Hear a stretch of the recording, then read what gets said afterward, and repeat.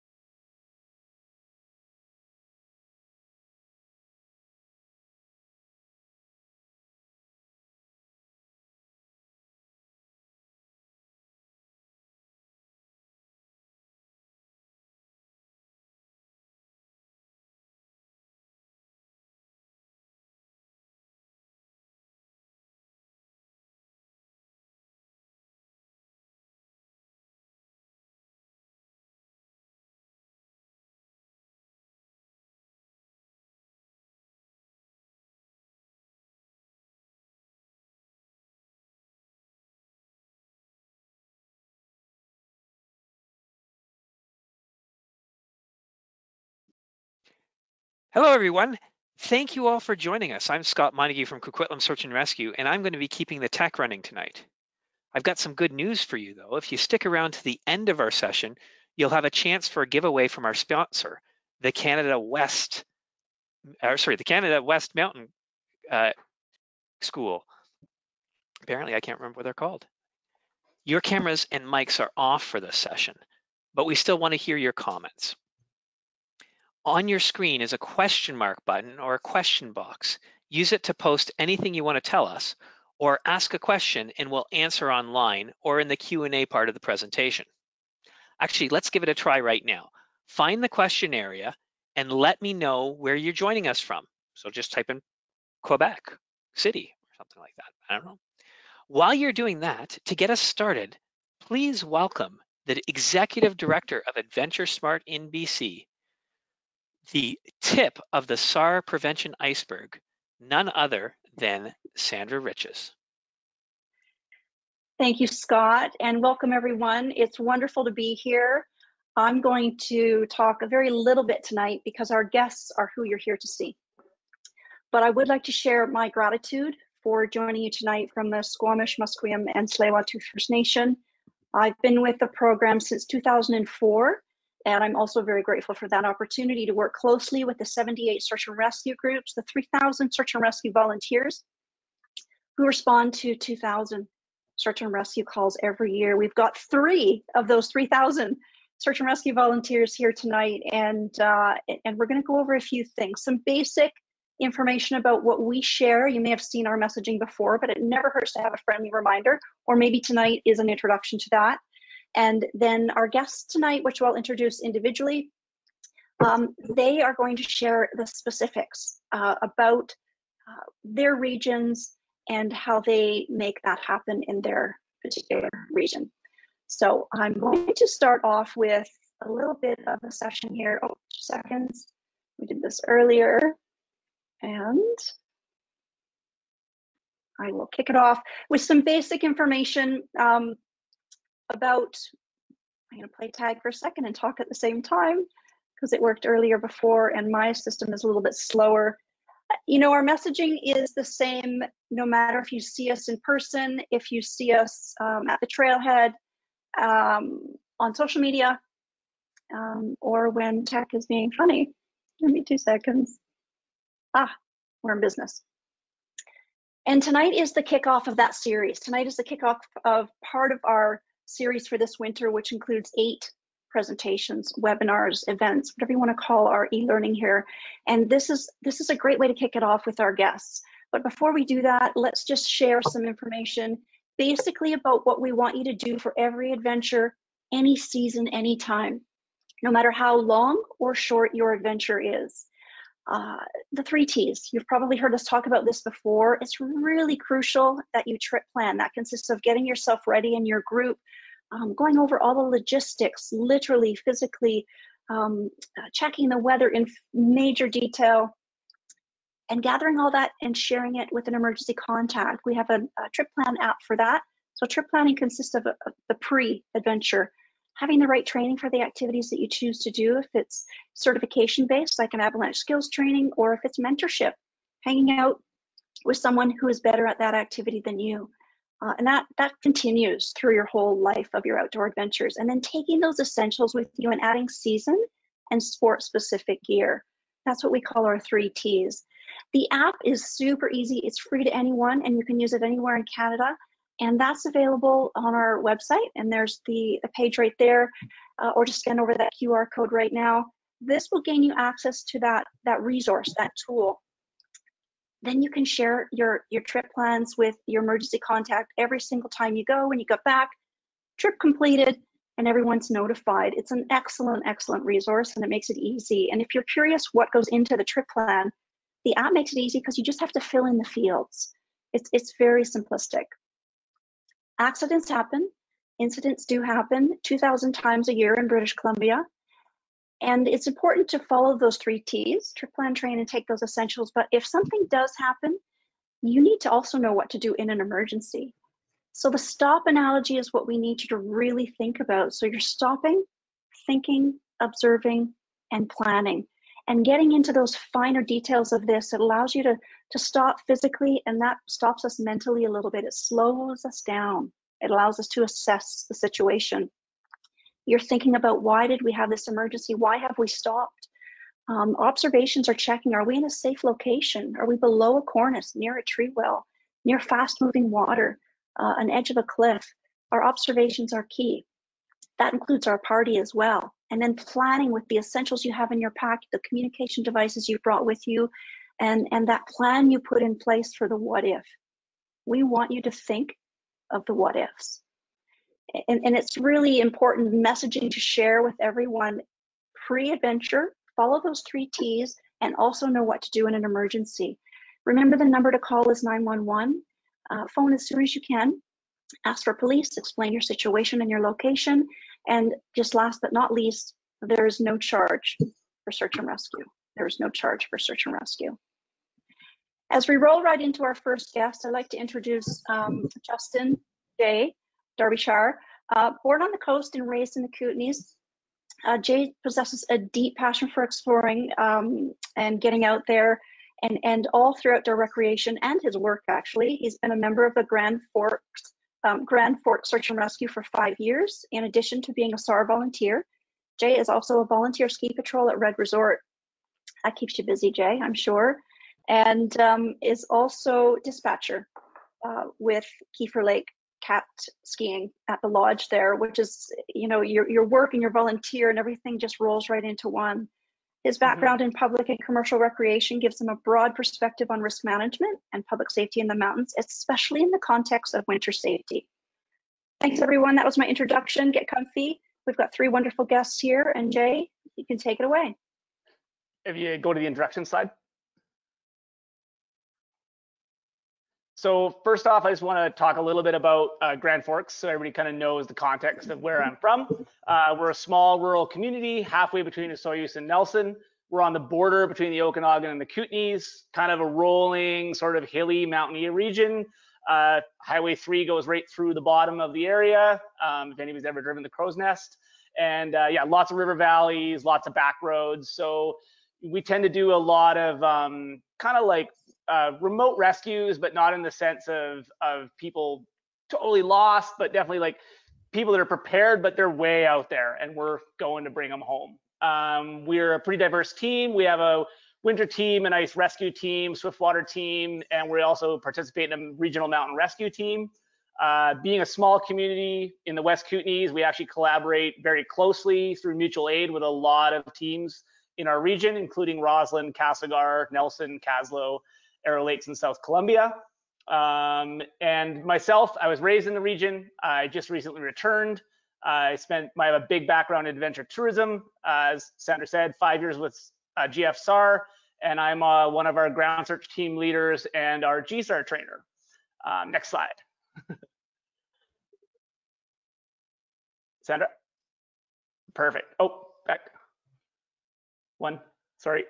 All right, so I want to hit this on stop, like Sandra presented. I'd really like to hit home on the P part, on the plan part. So something that I carry with me everywhere I go that's from my university days is proper planning and preparation prevents potential problems. So planning is everything. It's really the key thing we can do to ensure we're ready for any sort of adverse circumstances or any sort of incidents that occur when we're out recreating. It also helps us as search and rescue members, respond capably when we know what's happening. So that's part of your planning process. So never plan for what you want to go right. Always plan for what could go wrong. And these are some of these lessons are things we learn in search and rescue through training and through responding. Doesn't just mean planning for the obvious. It means planning for the circumstances that are very unobvious and a lot of times. Understanding risks of the activities you do. You want to mitigate and manage risks. We can't erase risk completely from recreating in the wilderness, but we can mitigate and manage them using skills and using techniques. Redundancy and backing up. Everything we do when we're making a plan, we want to have a backup for our backup plan. We want to make sure we have redundancies that we're prepared for. If this goes wrong and then this also goes wrong, what am I going to do then? The planning is very in-depth. I don't want to overload the idea, but it's an important thing to understand. And then even if you've got the perfect plan, you think you've thought of everything you can possibly think of, if you do everything else wrong, the best laid plans of mice and men often go awry. So, even if you've done everything you think you can do, the most important thing you can always do is leave that trip plan. Leave a specific, hard, good, not good timeline with somebody else. Let them know where you're going. Have locations set out where you could possibly be if you're on a longer trip. Those are the things that are really going to help us respond and have good outcomes when we respond to a search and rescue incident. So next slide. So survival. You've been out there, you've had your plan, you're out on your activity, something goes wrong, you've got an incident. There's 3 key components to survival. It's kind of like the survival triad: skills, tools, and mindset. Tools are the things you can bring with you. They're those essentials that they talk about in AdventureSmart programming, having those things that are able to help you respond to an incident.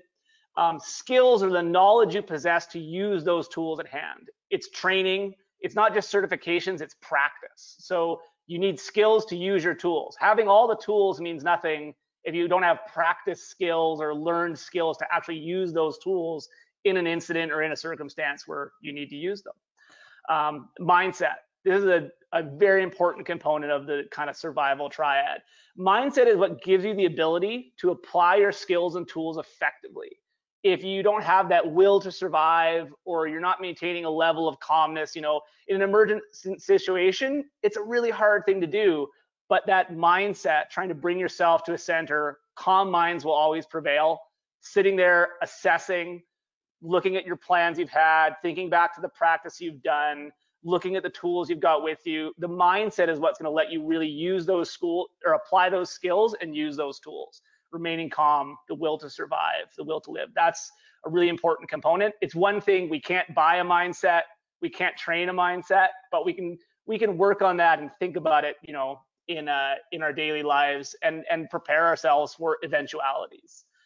That's going to let those other 2 things really work together. We can go slide.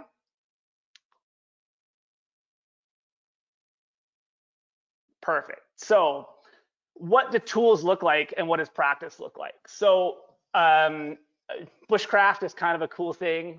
Some people may have heard of, there's lots of creative ways to create fire. There's really creative ways to build shelters. You can spend lots and lots of time building really complex things. But one thing we teach in ground search and rescue training to all of our members in training is, it's basics, it's not bushcraft. When we're talking about surviving in the wilderness, we want to really hit home on the really simplest ways to, build fire, create shelter, apply first aid, do signals. So things like fire lighting, my fire kit's about yay big. It's a little Nalgene bottle.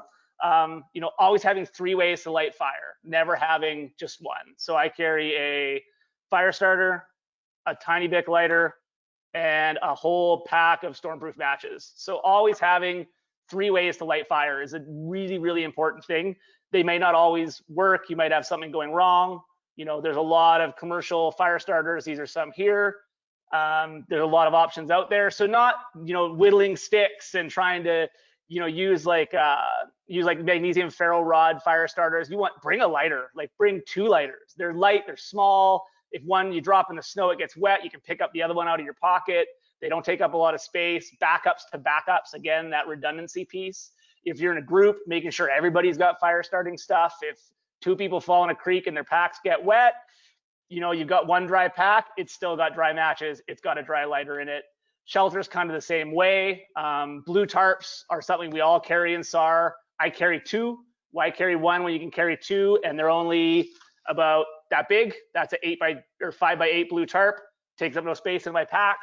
You know, it's got multiple uses if you're responding to medical or building a shelter. So yeah, that's kind of the thing with all of this, is really having those redundancies and having multiple uses for pieces. When it gets to first aid, the really important thing we learn when you're doing traumatic first aid in the wilderness, and we do this throughout ski patrol and SAR and even in the guiding context, is hypothermia management is the biggest thing we're managing when we're out there. If you get cold, your survival outcomes go down drastically, even if you're injured. So when you're dealing with incidents of injury, it's really important to keep in that mind, no matter what your level of training is, keep the patient warm, keep the injured individual warm, keep yourselves warm. Hypothermia is going to be the thing that takes everybody out in the end. So, you know, keeping warm as much as possible. So that's where that shelter and fire are the key things, and having those backups and redundancies. So practice is kind of an integral component, as I said, to all of this. It's important to practice scenarios in the places where things are going to happen. It's important to practice with the individuals you're going to be out there with, not practicing with yourself. Practice with the individuals you recreate with. Create scenarios, get out there, do it in the woods. You know, use your tools, use your skills, apply them in realistic situations. And when you're done practicing, debrief. This is one of the most important things you can do. Every time we have a SAR incident, or if we're having a SAR practice, we debrief. We sit down as a team and we decide in a critical but productive way what could have gone better, what we could have done differently, and how the next time we ensure there's even going to be better outcomes. And that's something you can even do as an individual recreationist, is always, when you're practicing your skills, take a positive critical mindset and say, what could I have done differently and better? And those are my key takeaways. I think those are really important pieces I've learned as a SAR member, as a recreationist, and things I'd love people to take home through this presentation. Thank you, Sandra.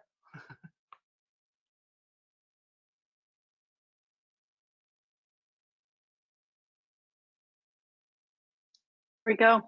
Thanks, Jay. That was awesome. I made some notes there. Actually, it's you know, I've been with the AdventureSmart program since 2004, so we're into our 18th year, and I've had the pleasure and honor to work, collaborate, volunteer, hang out with people like Jay and our other guests joining us, and there's always, every single time, something to learn, and especially from those like Jay and the 2 others that are on the ground doing what they do. So Jay, thanks for your service in relation to SAR response. Thanks for putting on a SAR prevention hat tonight, for lack of what I can see is actually on that hat.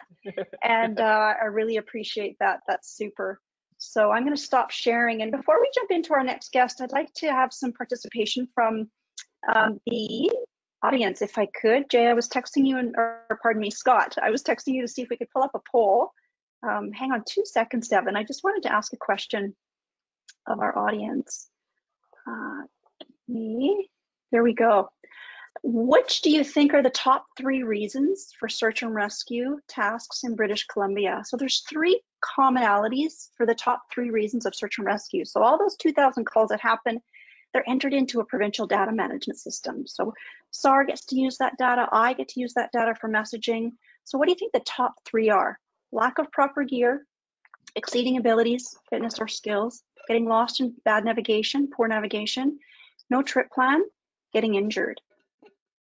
There's 3 that are the most common. So let's see what you've got there. This is really entertaining watching as people are voting. The percentage is just going wild. So people are getting in on different kinds here. So pick your top 3. Only 3, please. And we'll give you another little bit here once we get over 70% voted. We will lock the poll. And Scott, just confirming my screen's off and Devon's got controls. Yeah, she does. Beautiful.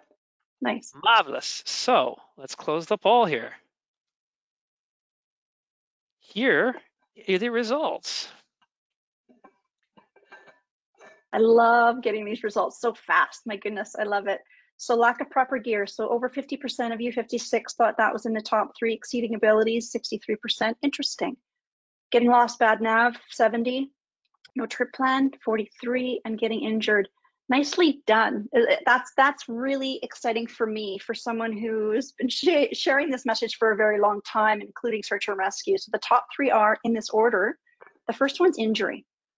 The first one is injury, no matter the season. We're rolling into winter, it's still injury. Summertime for hikers, injury. The highest user group that requests search and rescue in the winter is actually snowmobilers and then backcountry skiers. The second most reason for search and rescue in British Columbia is getting lost or disoriented. So that's the getting lost in bad nav.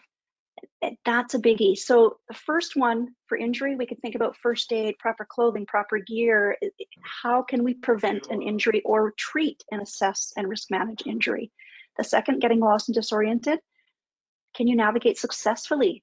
And forget your phone for forever, if you could, in a roundabout way for this scenario, is think about hard copy map and compass. My goodness, you could go old school. North isn't changing anytime soon. And if you know how to use those 2 pieces, you can navigate to reach your destination, and your destination is always home. The peak is only halfway. And the third most common reason there is exceeding abilities. That one's a little bit trickier, right? Because navigation is all about training. The first one's about first aid. The second one's decision making. So just some more data. We'd love to share it. And thanks again, Jay, for joining us. Oh, perfect. The camera's off. And we are going to move on to our second guest here.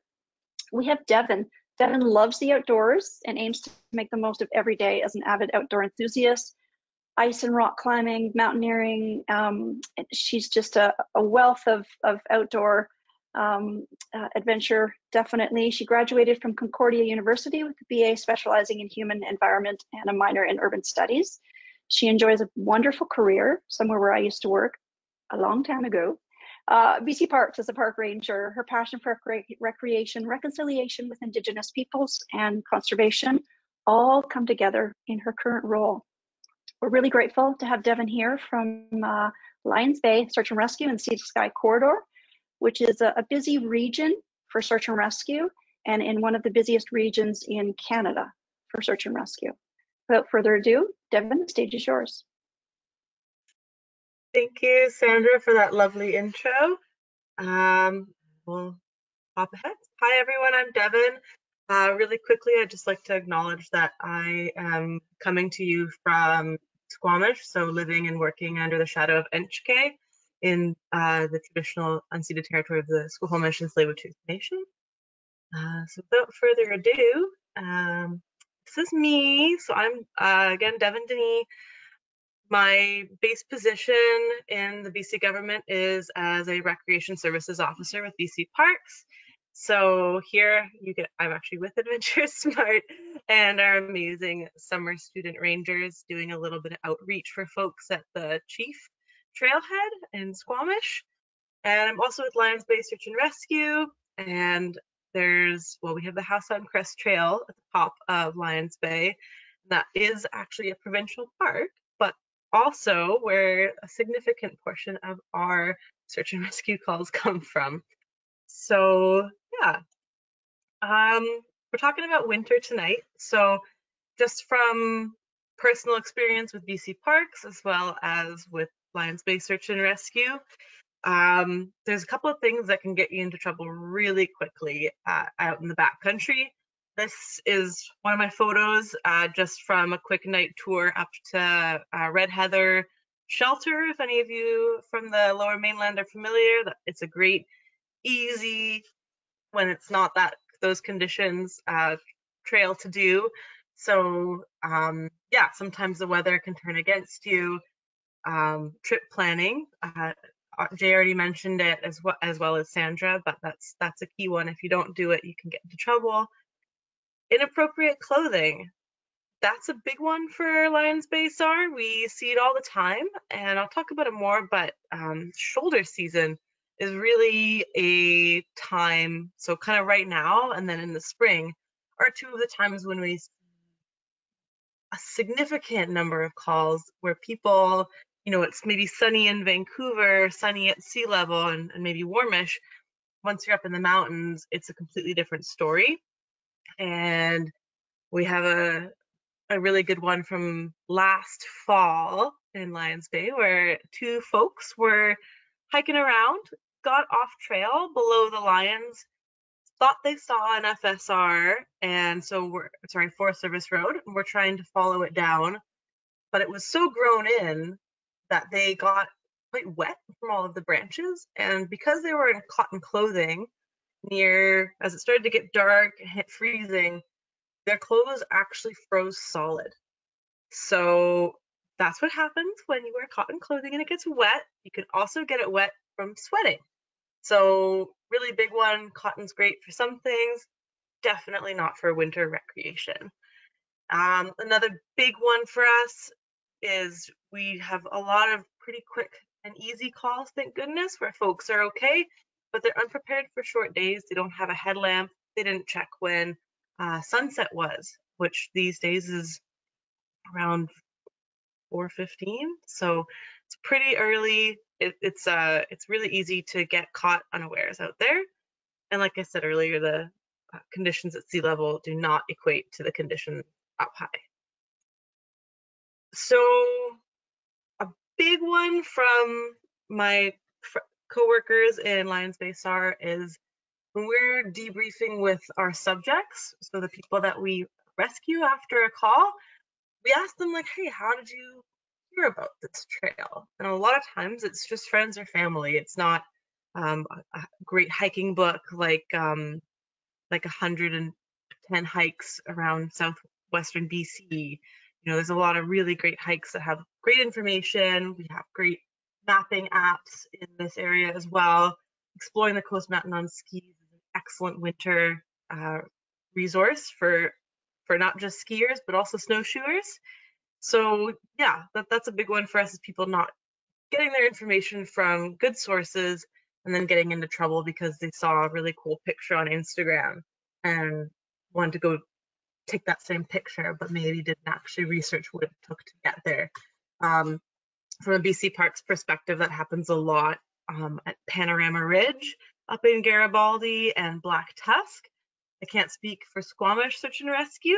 I do help them on mutual aids every now and then, but yeah, a lot of folks see these gorgeous pictures online and want to experience it for themselves, don't realize that it's actually a 30-kilometer round trip, and then for winter don't realize that they're getting into avalanche terrain. So a lot of really important things to consider when you're going out and planning your adventure. So one thing that you can do to make sure that not just you, but others are safe when they're out enjoying the backcountry around you is taking an avalanche course. I'm sure it's been said many a time here in AdventureSmart, but I can't say it enough. And one thing to add is I know it's expensive to take a course, and that is a barrier. So with that in mind, Avalanche Canada has a really great tutorial. It's called Avy Savvy. It's free. It does take a few hours to do. A lot of us in government, it's actually mandated to, we have to take part of our training every year. And I recommend taking it every year at the start of your season, because there's always something that you're going to forget, and it just refreshes your skills. They have great info. There's little trip.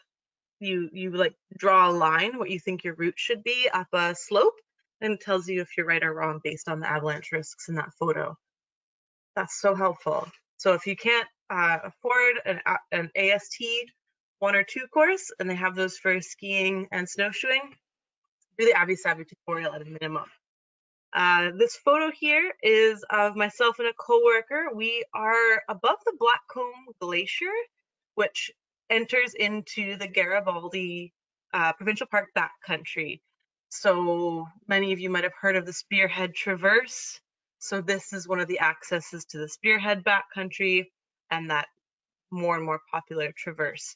So we were just chatting with everybody that day. We got there early and we just counted the number of people that we spoke to, and we're just checking like, hey, you're going into the backcountry. Do you have your beacon or your transceiver, shovel, and probe with you? You know, the basic winter avalanche safety gear.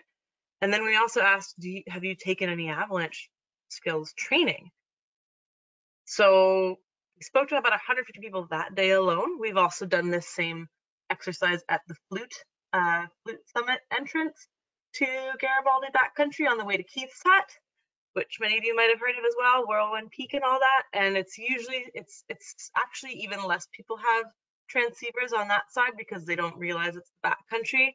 So it's typically about 20% of folks have their avalanche equipment and training. And so for me personally to be aware of that when you're in the backcountry and realize people around you might not have the training, just making sure you're giving people space because you don't know if they could get you in trouble by a mistake they make.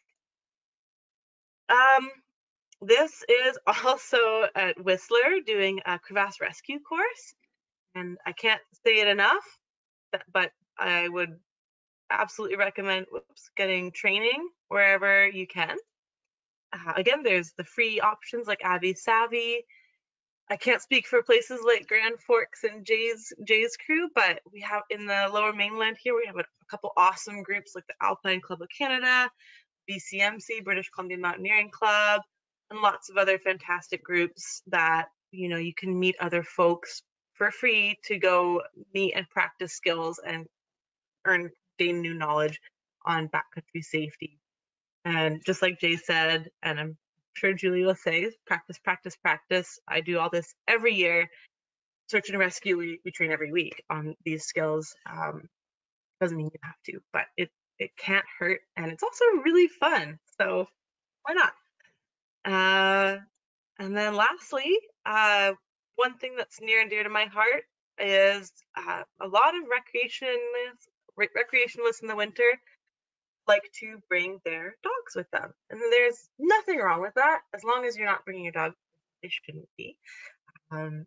Also, please don't put a beacon on your dog in most cases.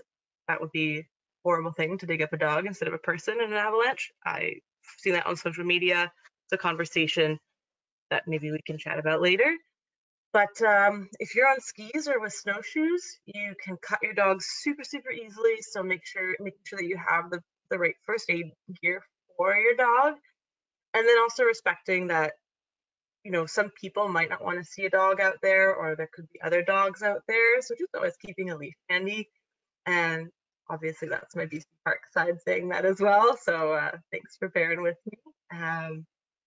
Yeah, and then I'll quickly end with the last example. So I was on a mutual aid with Squamish Search and Rescue a couple of years ago for somebody who had gone missing overnight on a just a simple day out to Elfin Lakes and back. So for those of you not familiar with Elfin Lakes, it's in Garibaldi Provincial Park. It is a fairly mellow 11-kilometer ski one way and back, not too much elevation change, pretty limited avalanche, if you stay on the trail, avalanche danger.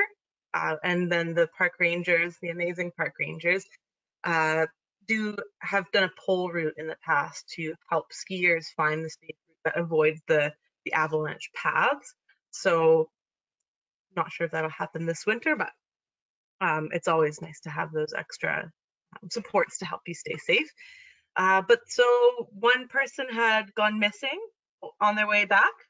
No one knew what happened. The only way that we knew that they were missing is their roommate said they didn't come home. So this was middle of winter, I think it was January. So it had been really cold that night, like -20. So we were very concerned about this individual. Didn't really know where to start either, because that's an 11-kilometer trail. They could have really ended up pretty much anywhere along that trail. So myself and a partner start hiking up one of the drainages, the Masheter drainage up from Alice Lake. And we're hiking. There's another crew in a helicopter looking down for signs in the snow, and they start seeing some blood, and then they see some skis higher up lodged against a tree. And there was this whole mystery because the footprints were in ski boots at one point and then switched to bare feet, and then there was nothing. And so it was kind of a mystery. Like, what happened that they took their boots off and then bare feet and then blood and then nothing? And keeping in mind, it had been -20 overnight, so bare feet, it's a little concerning. So we kept hiking up the drainage to try to connect with where the last footsteps had been, and we connected, and still no individual. And then we get a call a little bit later that the person had actually hiked out and met up with some snowshoers. So they had found their footsteps back once it was light enough out and followed their own footsteps out, but they had left their skis behind. So had a heck of a time getting out there. And upon further debriefing, it was found that they had survived the freezing cold night by hopping foot to foot just to stay warm. So, you know, they didn't have all the essentials with them. They were smart enough to keep moving to stay warm and make it through the night. And they were very, very lucky to get through. And that's a really positive scenario for everyone involved.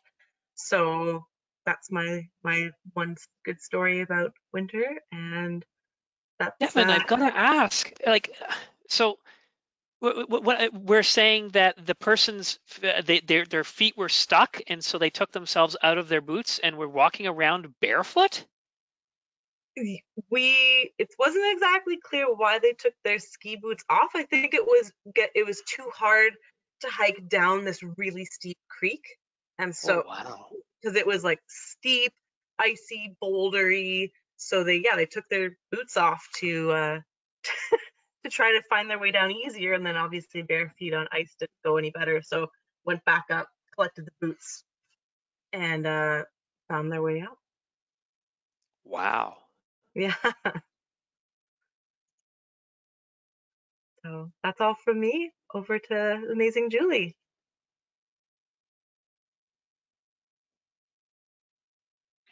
Thanks, Devon. That was awesome. I love the story. I think we can share stats, we can share our material, but to listen to a story is there's just something else about it, right? Everybody kind of just leans in a little bit, and you relax, and you listen to what you had to say there. Yeah, I had the same question, Scott. So thanks for piping in and double checking that that's what they did. Interesting, nonetheless. Thanks for all you do at Lions Bay there, Devon, and your whole team, and for helping us when we go out and do trailheads or when we've worked up at the Abbey Hut on Blackcomb with patrol up there, and we've all collected together with Lions Bay and done demos with the transceivers for guests, and really it's been a great collaboration with Lions Bay. Thank you for that. Our third guest is Julie. You can see her here. Let me just do a quick intro and then it's all yours, Julie. Julie's an avid backcountry skier, and I did some research. She does a little bit more than skiing, so you might want to ask a little bit more about her grand adventures. And so she's a backcountry skier and search and rescue volunteer with North Shore Rescue. She enjoys traverses and long ski days and loves her local coast range. She trains North Shore Rescue's new recruits. We call them members in training. So Julie takes care of that piece there and leads the team's mapping efforts. She's also training as a member of North Shore Rescue's helicopter-based rescue Class D team. Professionally, she studies and manages natural hazard risk for the federal government. We're fortunate to have Julie here as our third guest tonight, and I look forward to hearing more about what you've got to say tonight, Julie, and thanks for joining us. Thank you for having me, and hello. I am speaking to you today from North Vancouver, which is the unceded ancestral territories of the Squamish, Musqueam, and Tsleil-Waututh territory. Story. So today I just started this thinking about where our incidents come from on the North Shore. And I wanted to highlight a few sources for you. Sunsets are a big cause of incidents for us, not the sunsets themselves, but that they happen early, especially in winter, and they often catch people unaware. Also, we got deep snow. Sometimes travel can become very difficult, especially what can be surprising after a big snowfall for people on trails. This can also change throughout the day. Sometimes things are really and your elevation, and you can experience completely different conditions, including a lot more or a lot less ice. Avalanches. The North Shore doesn't have a lot of big open alpine terrain, but we have a lot of small avalanches that occur every single year, and probably every single storm cycle here on the North Shore. They happen near and on popular hiking and skiing routes, and they can have huge consequences in the treed and gullied type of terrain. On the North Shore is navigation. We have a coastal climate, and we often get conditions that I like to call ping pong ball, where you can't see a thing, and it feels like your head is stuck inside of a ping pong ball. Even with slightly better visibility than this, people can get turned around and lost of your bearings.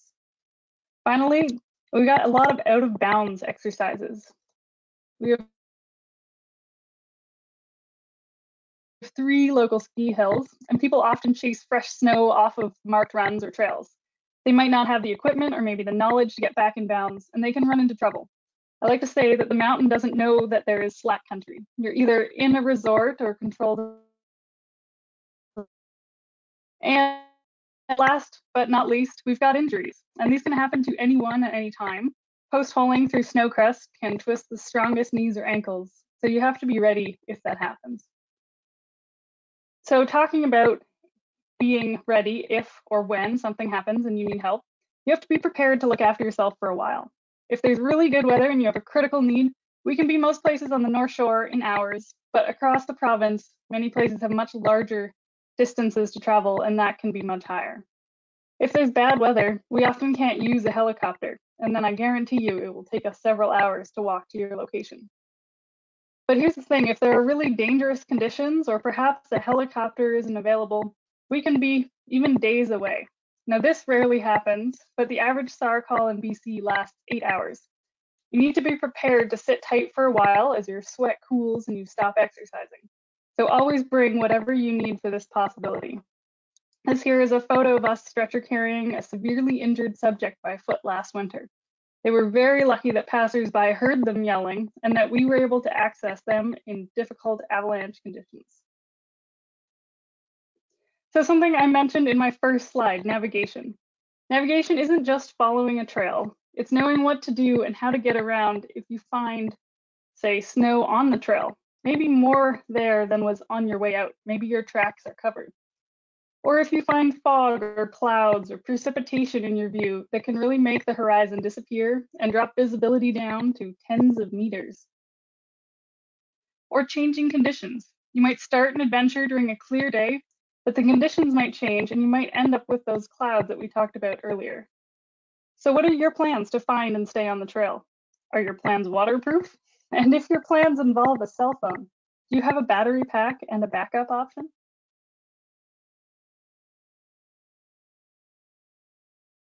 Research ahead, check the avalanche conditions, the snow conditions, and the parking and access hours.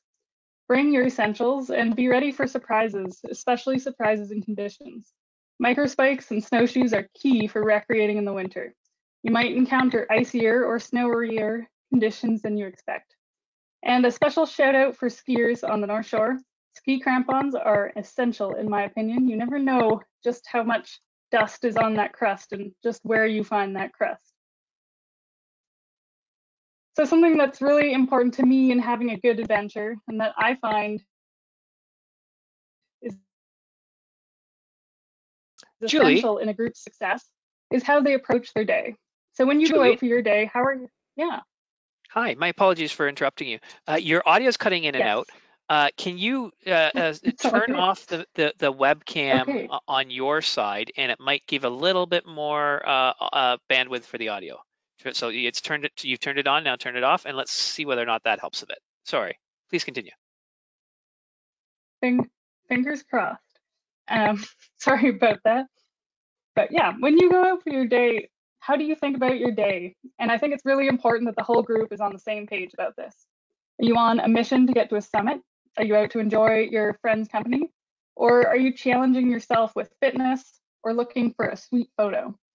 So regardless of what you're after for the trip, I think we can all agree that your trip ends not at the summit, not at the photo point, but back at the car or back home. And to get back, there are two things I really recommend, and I've seen the impacts of success and failure in these things. So have a turnaround time. Know when you need to turn back, and make sure you and your group actually do it. If travel out to a location takes longer than you expect, turn around sooner. And even if you're meeting your trip partners for the first time that day, they are your trip partners for the whole adventure. So stay together as a group. And on both of those things, there is no summit and no adventure worth not getting back for. So aim to get back at the car, stay together, and just turn around whenever you need to. And lastly, be ready in case an accident happens. Be ready with your navigation to get back onto a route. Be ready to stay put for a while, and be ready to signal or call for help. Satellite may be required, or maybe you'll be lucky enough to have cell service. And I did promise a story, so here we go. 'Twas the night before Christmas, when all through the North Shore, not a creature was stirring, not even a skier. I did not rewrite the whole poem for you, but I do want to tell you this story. It was actually Christmas, 2021, and we got a call at North Shore Rescue shortly after sunset.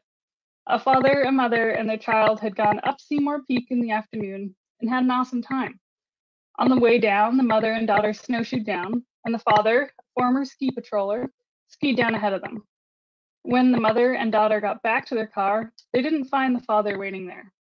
A while later, they called search and rescue. It had been snowing all day and avalanche conditions were dangerous. We dispatched up the hill and we checked for tracks of where this subject could have gone off trail. We found lots of tracks of other skiers, and we had some suspicions about where they were likely to be. A place called Suicide Gully is often where folks end up when they make navigational errors. We called out from the top of bluffs, and we searched via drone in the windows when the weather wasn't quite so bad. Avalanche conditions were too severe for us to travel into the gully.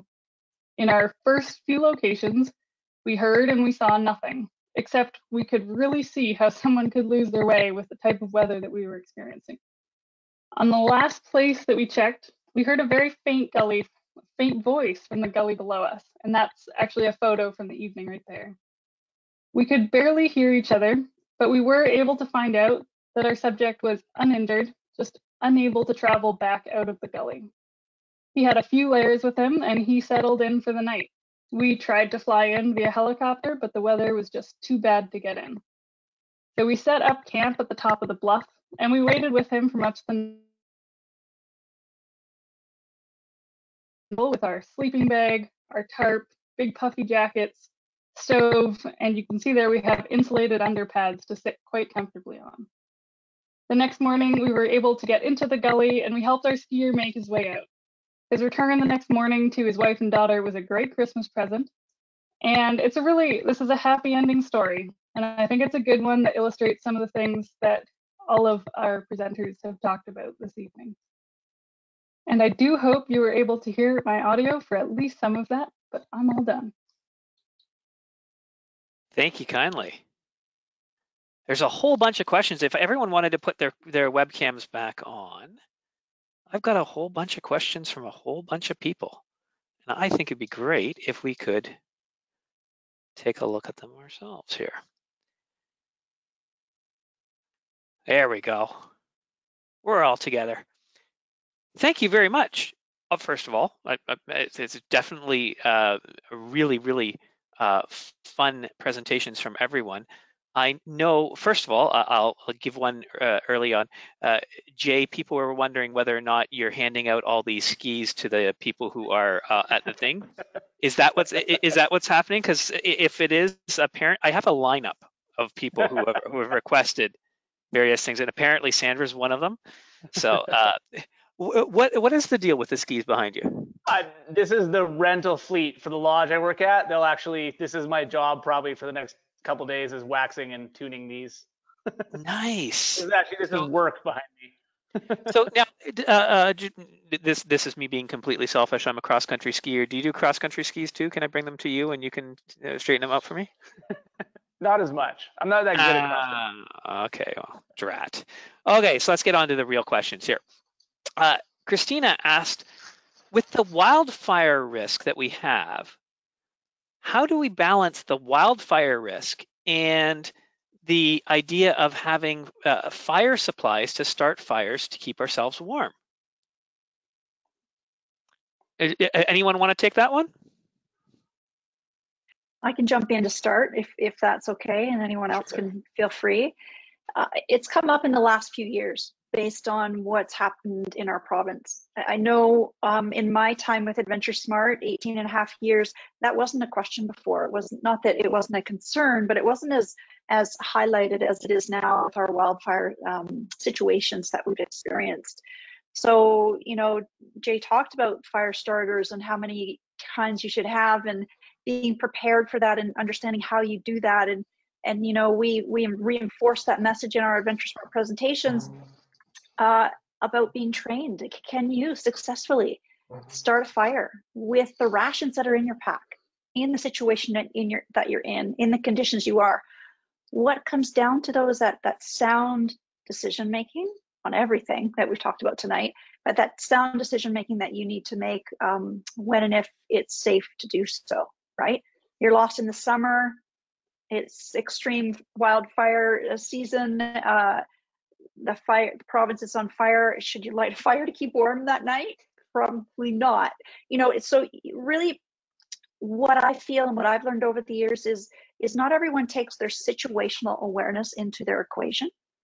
And that can be for many reasons. You know, someone's lost, injured, or hurt, something's happened, right? And our minds change. The processes change, that decision. We can all sit like this and talk about these processes. We're warm or dry, we're comfy, we have the fake fire burning in the background, everything's good. And we can think very chronologically. We get out there though, we're cold, it's dark, we're wet, things are different, and you think differently. Hence, Jay mentioned going through those what ifs. So long story short, which I'm really good at, sorry, think about your situation, think about your situational awareness. Is it appropriate? What are the other implications of that decision specifically to lighting that fire during the summer? I'm assuming we're talking about here. So Jay, one of the things that you mentioned about planning, right?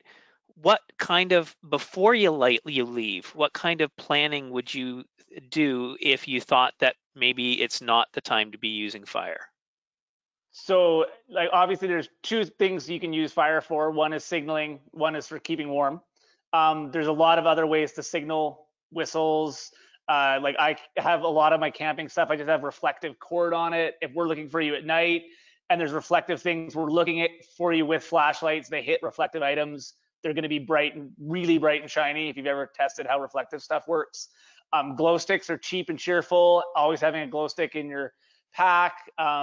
Like even when I'm mountain biking, I have a little hip pack. I don't wear a backpack. I have a glow stick, a little tiny like cheap headlamp, and like an emergency blanket. I get the bigger ones. These are like a little bit pricier emergency blankets. They're a little bit thicker. They work a little bit better for keeping rain off of you. But like if you're, say in the Alpine in the summer and you're obviously never going to light a fire in the middle of the summer in August to stay warm, but you're on like a big day hike and you're like, I want to be prepared. This is my overnight bivvy kit, which is like a really thin mattress, a 5x8 blue tarp, and an emergency blanket. And that is enough for me to stay not comfortable, but not terribly uncomfortable in about 2 degrees, 5 degrees, if I've got some layers on as well. Like that's gonna keep me alive if I have to stay overnight or if I'm on some really crazy mission. And that's similar to what every SAR member carries something that looks like that in their pack, wherever we are, whatever we're doing. Marvelous. I'm going to throw a question over to Devon. Devon, you were talking about transceivers.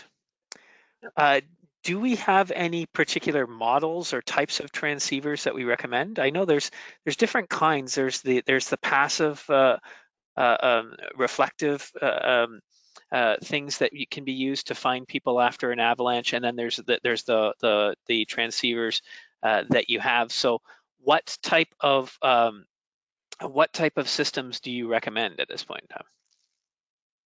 Yeah, that's a great question. I think the passive ones you're referring to are kind of like the Reco reflectors that you can get them typically in part of your ski jacket or ski pants.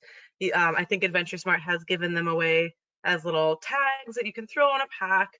I would say, our transceivers would not connect with that. So if all you have when you're in the backcountry is your little Reco reflector and you get caught in an avalanche, we're not going to find you. It takes specialized equipment, like a Reco device essentially, to come and find that. So I think it's great as like a secondary thing if you're lost, but I would never count on those passive transceivers. I also wouldn't ever rely on a 2 antenna transceiver. So these days all transceivers come with 3 antennas. So one this way, one that way, and one this way. Previously it was just two directions, so you were losing a lot of capacity to get found at a quick within the survival period essentially. So I would recommend if you have an older transceiver, I don't even know how old, folks, maybe like more than 10 years, but there's a likelihood it could maybe have only 2 antenna, and I would definitely upgrade to something a little bit newer. As far as brands and models go, and I can pass, I feel like Julie probably has a little bit more experience than me, but in BC Parks, we typically use the Mammoet, Lions Bay SAR. We all have Black Diamond ones. They're all pretty excellent as long as you know how to use them and you practice with them and try them with other people's beacons. Go out with your friends, hide one under a shovel somewhere, dig it deep, and just make sure that you know how to use the equipment that you do have. Perfect. Thanks kindly. I'll throw one to Julie. Julie, a lot of people were interested in the North Shore Rescue mini series, and I had, by the way, that previous question was from Alan, so thank you very much for that. But we had a person who asked, like, are they doing any more of that Knowledge Network mini series thing? Yeah, you will have to ask the producers. I am not a videographer. That is not my line of work. So yeah, feel free to shoot them a message. I think that it was hosted on the Knowledge Network and filmed by Pegleg. So ask the experts. I'm not sure. So it doesn't sound like there's anything coming out in the next few weeks anyway that you know about, eh? Correct. Marvelous. I had another question, and maybe Julie, you could take this one. Tips for what to carry. This is from Nick in a first aid kit when going into the backcountry, trying to balance what you need and how much weight you're going to be carrying. I'm the worst person to ask, by the way. My first aid kit is massive. Yeah, I think mine is too. So maybe what if we do popcorn style and the 2 other panelists? So I'll say one thing in my first aid kit that I really like is ski straps. I find them really helpful for holding various. Oh no. Oh no. Oh, we lost Julie. So let's go together. over to Jay. Jay, what's next in your what's Anybody one or else want two to chime things in? you like? From a ski patroller perspective, you can never have enough triangle bandages. They just work for multitudes of basic injuries, and even if you're doing complex like splinting, or you're packaging somebody up into a stretcher, and we show up and we're like, man, does somebody else have a triangle bandage? Like, they work for so many things, and patrollers will usually have pocketfuls of, they're in every pocket that I have when I'm on the mountain. So yeah, they're infinitely useful, and they can be used as a fire starter. You keep them dry enough, I'm sure. Devon? Yeah.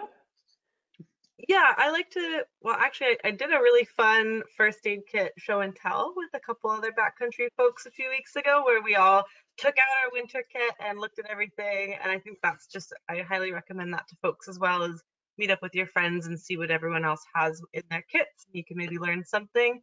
But I also, in the winter, I like to think about first aid from a trauma perspective.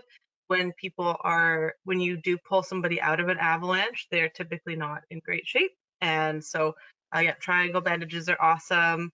Lots of super glue. That would be a good one. But stuff for trauma, so anything to shove in open wounds. And then for, again, with dogs, so having stuff that works with fur is really great. And that's more than one item. Sorry.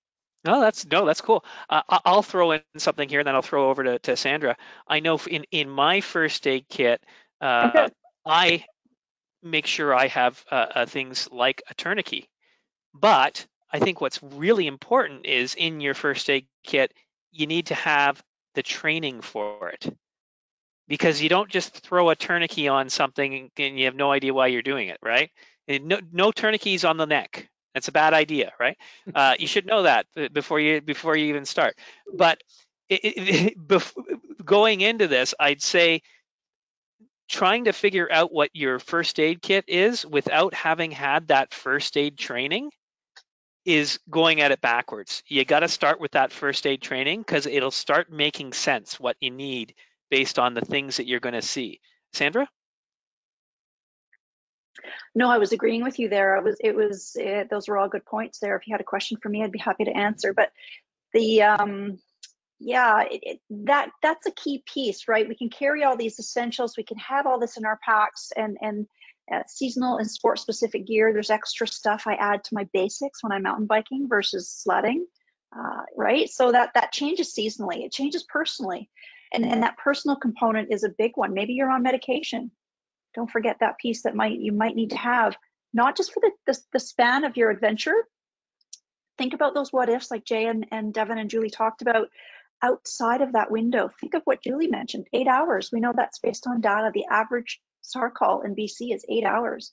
So if there's a certain time you needed that medication, make sure that that's with you. I can't go anywhere without these now, sadly enough. I can ride and do my thing and ski without them, but if I need to look at something small, I have a spare pair in my pack of these. That extra food, maybe it's your favorite trail mix, maybe it's your favorite chocolate, whatever that is. There's fun essentials, and then there's those extra season and sport specific, right? Definitely key pieces. Absolutely.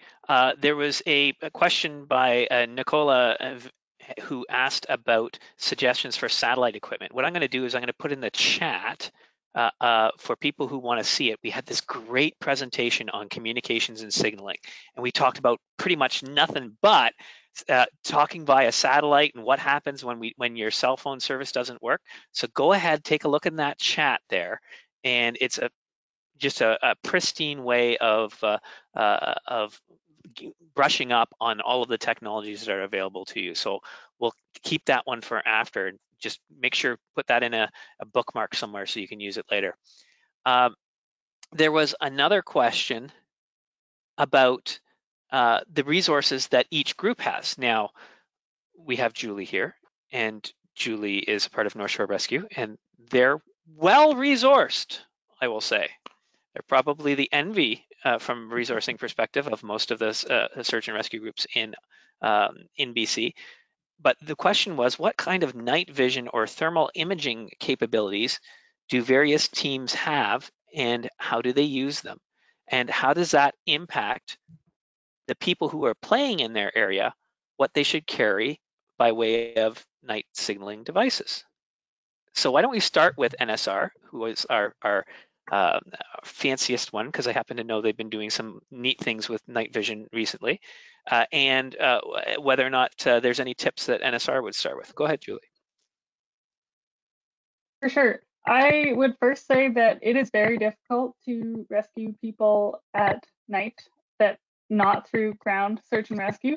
So there's been expectations, because we do have some night capabilities. There have been expectations from some of our subjects and other group subjects that we can just fly in and grab people at night.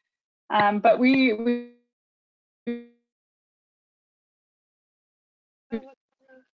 so we have the ability to fly one particular helicopter, which is not always available at night. And there are night vision goggles associated with the helicopter. We also do have that was mentioned earlier by Devon.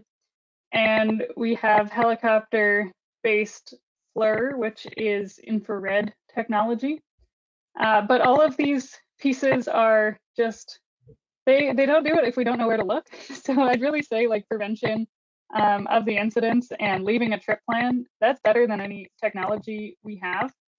But at the end of the day, we do have night vision capabilities, and we can actually do hoist rescues at night, which is very new, and again, something that is only done when there's a real severe need for it. And that, like I mentioned in that story, only done in good weather, etc. And that's something that all of the search and rescue teams across the province, actually, we do share each other's capabilities.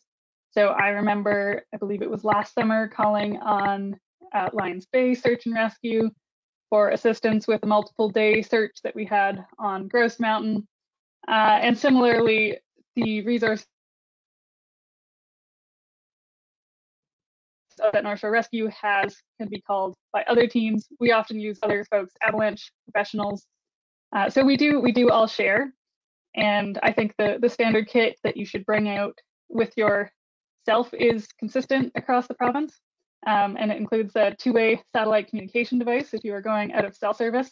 Again, that's better than any way to spot you from a helicopter. And most importantly, it's the materials that you need to be self-reliant and wait overnight is the typical situation. Thanks kindly. I think that trip plan, we really need to call that home, because if we're looking in, say, a 2 kilometer square, it's a heck of a lot easier than if you're looking in a 20 kilometer square. It's just, it's crazy. Jay, what type of things do you want your people to have so that they're more easily findable at night?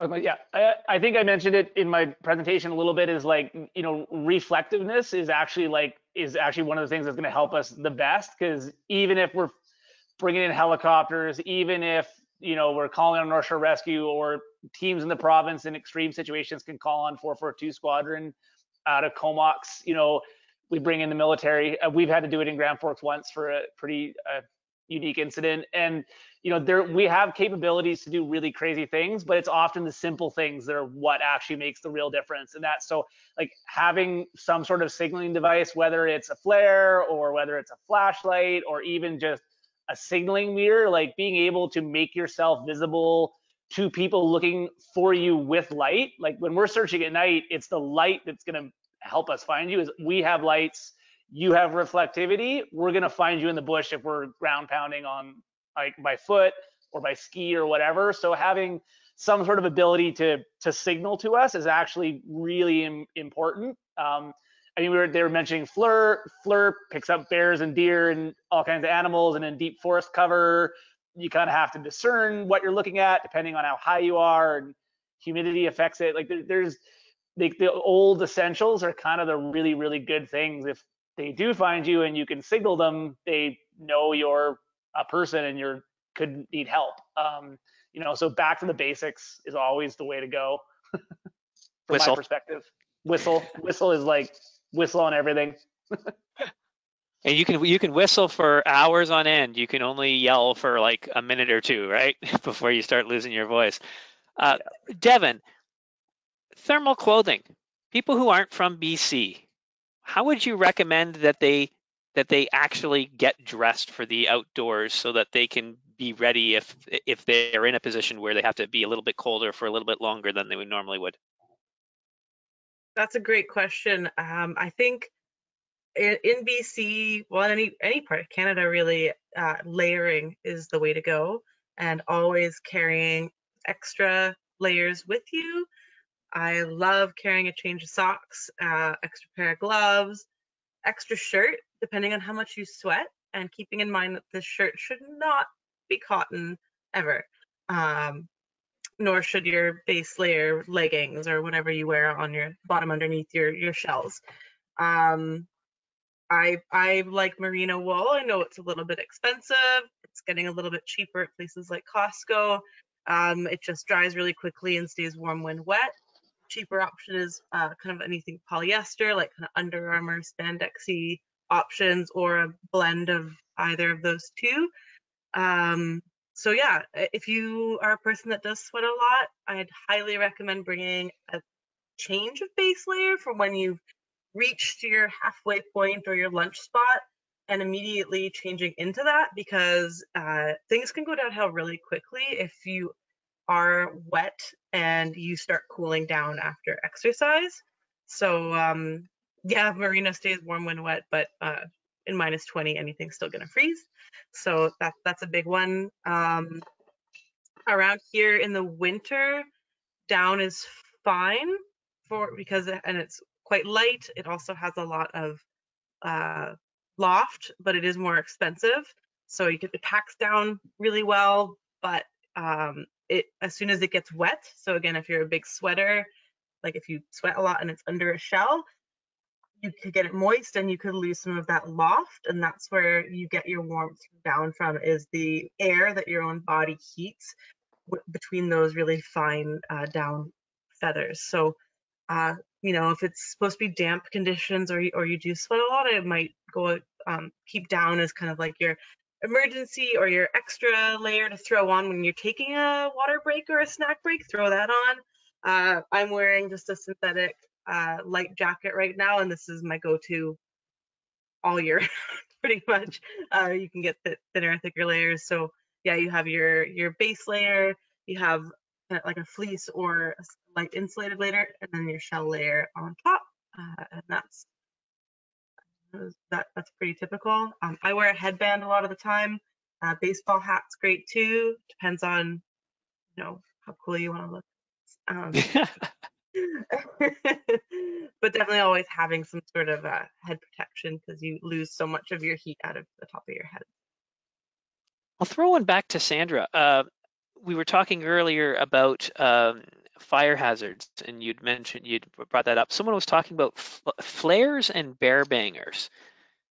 So do we think that they are useful on a trip? I personally have never even considered bringing an explosive on a trip. There's a whole bunch of reasons why I wouldn't bring explosives on a trip, because those are explosives.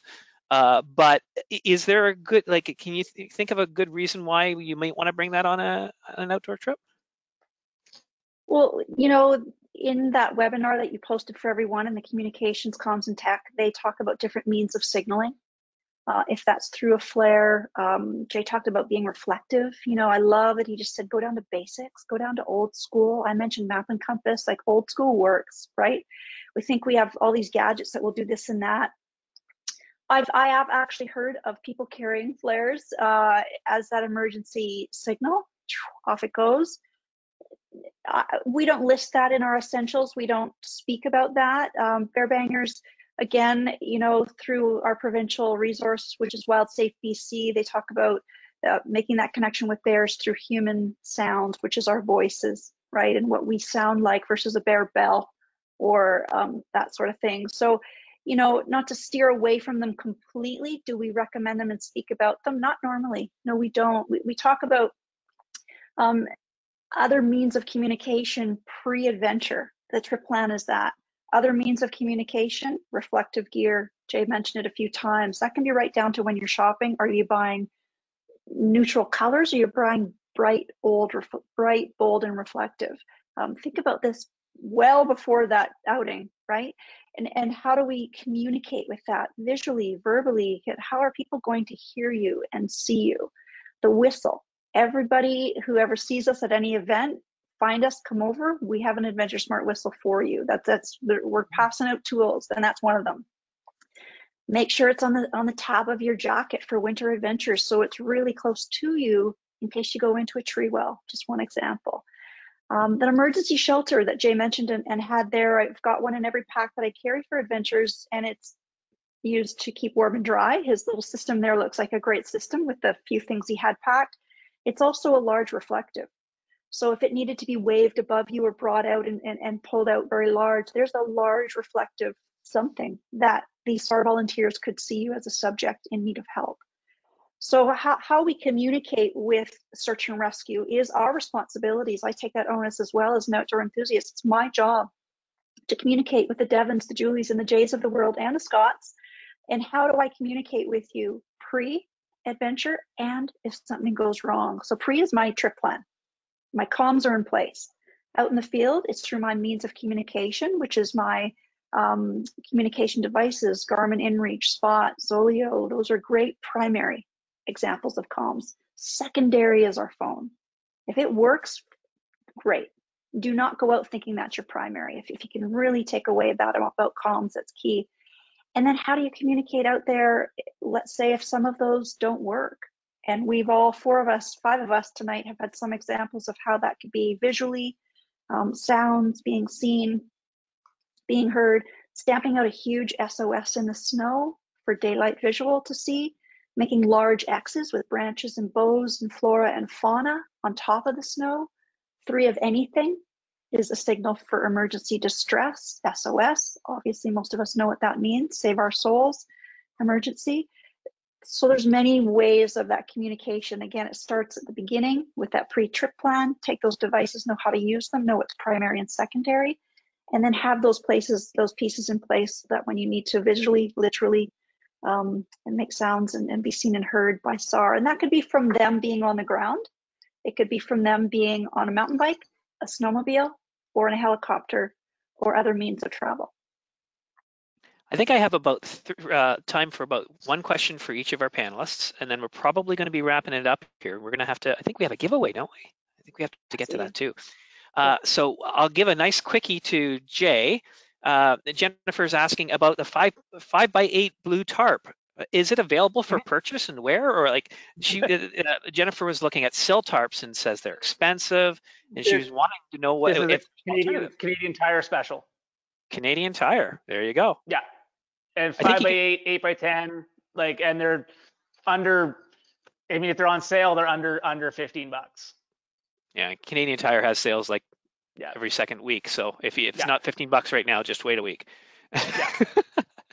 Cool. Quickie to Devon.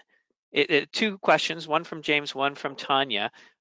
James said, is a GPS like a Garmin adequate to replace a transceiver? So is a Garmin GPS the same as a transceiver? And then, let's do that one first, and then I'll ask you question B in a second here. Go ahead. Great. So unfortunately, a Garmin will not replace the transceiver. If you are caught in an avalanche, they're not going to be able to find you. So if you only had the funds for one particular piece of equipment and you're going into avalanche terrain, I would recommend you can't go in without a transceiver, essentially. And that always needs to be close to your body. And so typically the best spot is they make harnesses with them. They always kind of go on your belly because that's kind of closest, your biggest part of you, at least in my case. If someone's probing for you and you're buried, that they're gonna probe where your transceiver is. So if it's in a pocket in your leg, first of all, that can get torn off. And second of all, if they probe your foot, it's going to take them a long time to shovel to get to your head. So we always recommend keeping it higher up. The Garmin, if you don't hit depending on what subscription you're paying for, if you're buried, well, likely you might not even be tracking. A lot of people keep it off until they're in an emergency situation. They are tracking, but still take a really long time for maybe somebody else in your group doesn't have a Garmin to track that's tracking you. I don't know why they would be doing that. So I would highly recommend against having a Garmin. And Okay, yeah. So don't rely on your personal locator beacon. Don't rely on your satellite transceiver. Neither of those are the same as a avalanche transceiver. Right? That's correct. Cool. So one last question. Avalanche beacon or avalanche transceivers, different brands. Like, so we've got avalanche transceiver by Black Diamond. We've got an avalanche transceiver by MEC, and it's MEC labeled. Do they work together? All transceivers should be able to pick up any other transceiver. So that's, is that wrong? No, that's right. I said yay. I'm glad that it is, because that way I don't have to worry. I can just go by the cheapest, and they all have the same standards that they live to, right? Yeah, that's correct. So there's definitely a range in prices. Like the Mehmet Vox S has some special features that are great for professionals, but not necessarily necessary for kind of just a regular backcountry recreationalist who just wants to make sure they're being safe and responsible. I'm also a big fan of Simple, for folks that, if you've just taken your AST1 and you're just getting to kind of know the backcountry and avalanche terrain, the simpler and easier to use a tool is, the more likely you're going to use it and have it with you and use it properly. So you don't need all the fancy features. Just look for, if it's within your price range, just get that one. Good advice. Julie, you're going to take the last question for our panelists today. Ran asks, what can you say to someone who's hesitant to call for help because they're concerned about the bad reputation they might get and the comments they'll get in the media, and maybe even showing their walk of shame on the evening news? Now, NSR tends to get a fair bit of media coverage. What would you say to a person who's hesitant about calling? Yeah, I would say that our priority is what is in our real lives, not our virtual or media lives, and that's getting home safe. So situation, you can call in. When you call in, it doesn't mean that we are going to send in the cavalry as soon as you do so. We have a conversation with you. If we have two-way communications, we figure out what your need is. Maybe we just provide you with the route information you need to get back to your car. So it doesn't mean that you're going to launch a huge rescue. So that's one thing, is if you're unsure, just call in and just call 911 first. Don't call your friend or your family member, just talk to us. We are really friendly. And the second point I would say is we are really happy to help. That's why we're all on this webinar. That's why we all volunteer hundreds of hours a year, is we want to be there for you. So please, if you need us, call us, and we will help you out. When I say that sometimes it takes a while for us to get there, we're trying. We really are trying to get there. So we will do our best. And in terms of the media, any interview, etc., that you do is voluntary. We have conversations with people after rescues. We do a debrief with them. And at that point, it's really about whether you want to contribute to public education through being on the news, which I'm very grateful to say a lot of our subjects do voluntarily say that they will say their gratitude, etc. So it's not something that is going to happen if you give us a call, but it is something that we really appreciate when people take the time to do public education and never read the comments. I don't read them. Don't read them. So that's it for me. And one thing I will also say, like, I'm from Coquitlam Search and Rescue. We're just the next door over, and of the number of times we're out searching and rescuing people, maybe 1/20th of them have any kind of media right? So the chances that there's and it might even be less than that. The chances that you're actually going to have the media there, it might seem like they're on the news every day, but that's because there are 78 groups in the province, and there's a lot. The number of callouts. What's the number of callouts that we have per year, Sandra? 2,000. 2,000 callouts. You don't see 5 media walks of shame per day, right? In fact, you don't even see one per day. It's usually maybe once a week. And so the chance that you will actually be involved with the media is pretty darn small. Thank you very much. There's other questions, and I just want to thank everyone who submitted questions, and I apologize for not being able to get to everyone's question. But I do think a lot of people are hanging around because they want to have a chance to get a free avalanche skills training course, which I am envious of because I want to go on it, and Sandra won't give it to me because I was involved in this. Sorry, little conflict of interest. Yeah.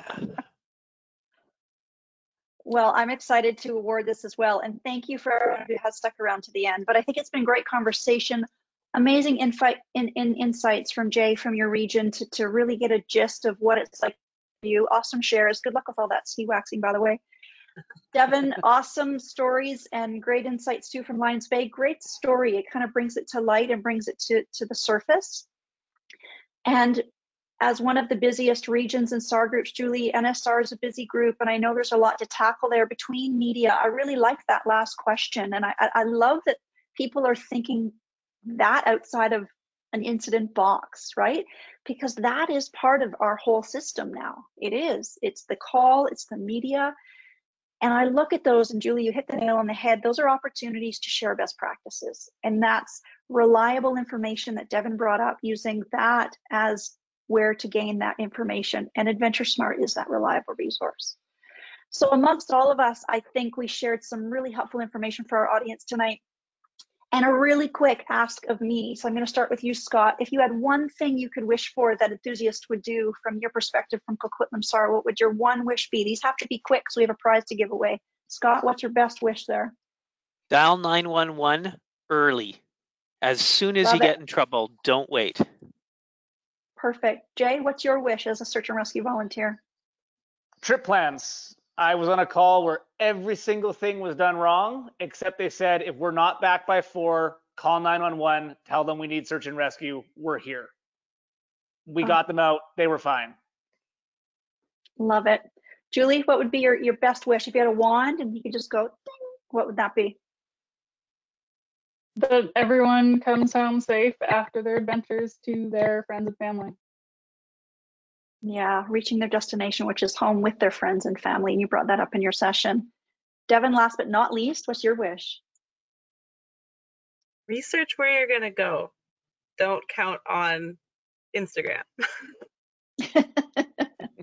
Except for the BC AdventureSmart one. I was gonna say, I was like, oh, Sandra, just leave it alone. Okay, yeah, except for ours. Ours is that reliable social platform, thanks to all the work we put into that. Okay, let's get to it. We're down to 8:28 by my clock.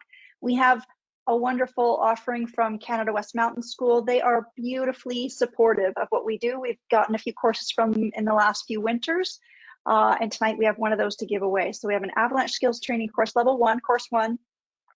And this is how we do it here. So get your fingers ready. Sorry, not Gus or Scott. Everyone else who's joined us and stayed. I'm going to ask a skill testing question, and it's in relation to some of the information we talked about tonight. And the first one to answer that question, now Scott, get your eyes ready, because you have to pick that first one that comes through, and then we'll arrange for the certificate to get to the winner. And I'm choosing this question because there's a lot involved in it. It talks about everything in conjunction to how you prepare and plan for based on this question. Can someone tell me what the average length of a search and rescue call is in BC? Whole bunch of people can tell you what the average length of a quick search and rescue call. So many. And what's the first one? So many that I have to scroll up. And by the way, the answer, according to almost everyone, almost instantly, is 8 hours. Aaron S. appears to be our winner. So I'm going to just text you privately, Aaron, and I need you to send me your email just in case it's not the same as the one that I have on file. Awesome. Thank you for playing our game, and we're really excited, Aaron. I hope you enjoy the course. Canada West Mountain School puts on awesome programs all through the curriculum from Avalanche Canada. So it takes all of us to share this information with you, including the warm bodies here tonight. And on behalf of the 3,000 search and rescue volunteers in British Columbia and the BC Search and Rescue Association, thank you for getting informed before you go outdoors. If you want to join us again, we have 7 more webinars, 2 more next week, and then a bunch next year. You know where to find us. You found this one, and it's on our events page on BC AdventureSmart Facebook. Thank you very much, and have a great AdventureSmart winter. Good night, everyone. Good night, folks. Bye. Thanks again.